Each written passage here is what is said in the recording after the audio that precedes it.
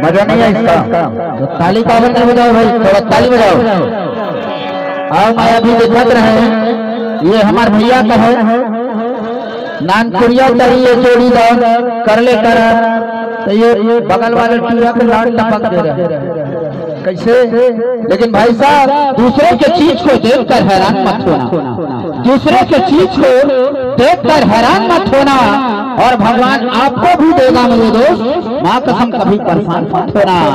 अभी मुलाकात कर रहे थे भैया संजीवन टांडिया से, मेरा बाबू और दीदी मिला टांडिया जी से आपकी मुलाकात हो रही थी। संगरी है छत्तीसगढ़ के लोक संस्कृति और छत्तीसगढ़िया लोक परंपरा माया के आधार होते, कबर के माया बिना संसार अधूरा है, और छत्तीसगढ़ की लोक संस्कृति है माया देवी, माया देवी।